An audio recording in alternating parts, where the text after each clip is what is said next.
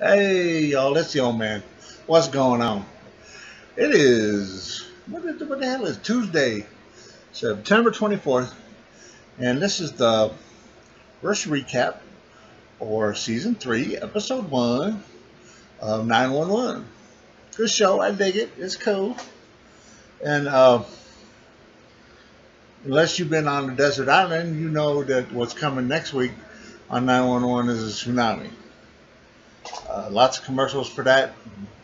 So we got to check in with everybody first, make sure everybody's cool, and then we'll go with that. Now, the episode opens, just to recap, the episode opens with Athena rolling down the highway at 100 miles an hour chasing some kid going 105 in a Ferrari. He don't have a driver license, he got a learner's permit, but the clutch broke and he can't shift down and speed. He can't do nothing. He's just hanging on, trying to steer. So he calls 911, gets Maddie, of course, Jennifer Love Hewitt. That's my girl, man. Anyway, she calls Jennifer Love, and she tells him that his dad wouldn't want him to kill himself because he said, the kid said, Dad loves this car more than he loves me. There's no way in hell. So we go back and forth, and she finally gets a hold of the dad, and he starts to get upset, and Jennifer, she had to smack him around verbally.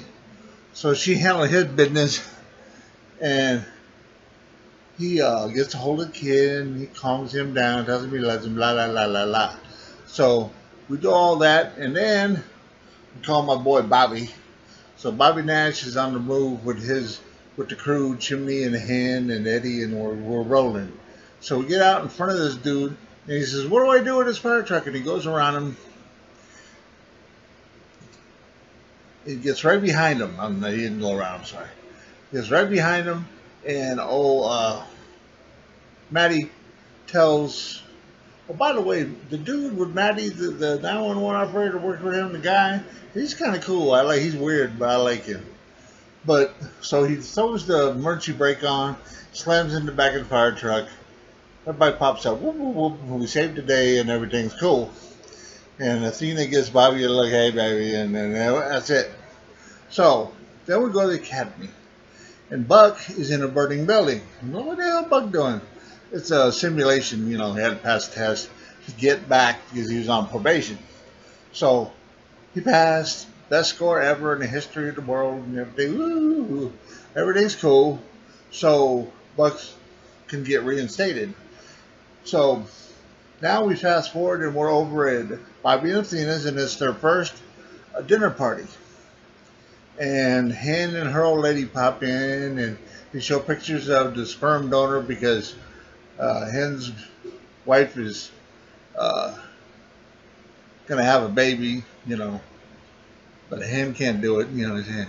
So we're working that angle.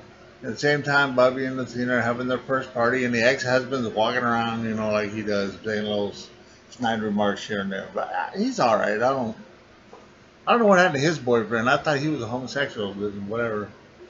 Uh, so we're waiting for the guests on her, and then finally, Maddie and her brother Buck, excuse me, come walking in, and Buck's floored by the surprise, and everybody hugs him and loves and kisses him all over the place, and everything's cool.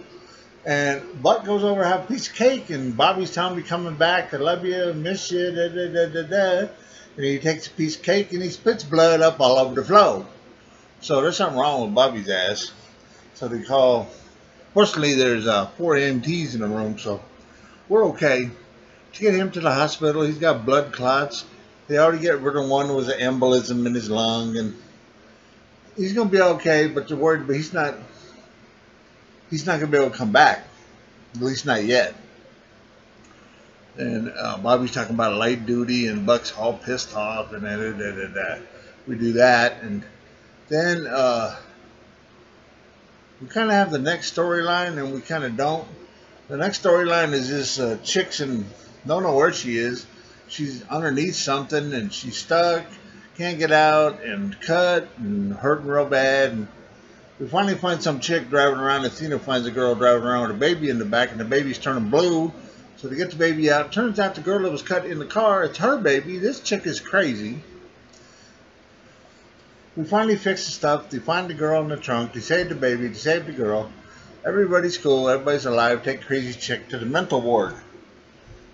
And then we're going to be back at the station talking about Buck's situation and what we're going to do with him. And Eddie says he'll handle it. So him and Eddie live together. So Eddie, the next morning, wakes up Buck, and Buck don't want to wake up. He don't want to get out of bed. He wants to feel sorry for himself. So Eddie gets him up and says, I'm going to work. You're babysitting. My kid's here. See ya. And leaves his butt with, Eddie's handicapped child. Cool kid, but he got crutches. And so Buck finally wraps his head around it and takes him to the Santa Monica Pier.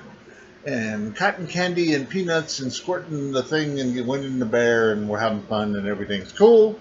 And then they go to the edge of the Santa Monica Pier and they look down, and 100 feet behind them and 200 feet in front of them, there ain't no water. The water is totally receded. And they look out onto the ocean, and there's a 100-foot wave staring at their ass, and show's over. So we're setting up. Next week is the tsunami and all kind of different problems around town, and no telling what's going to happen. But I can't wait for next week. And life is cool, and that's what happened.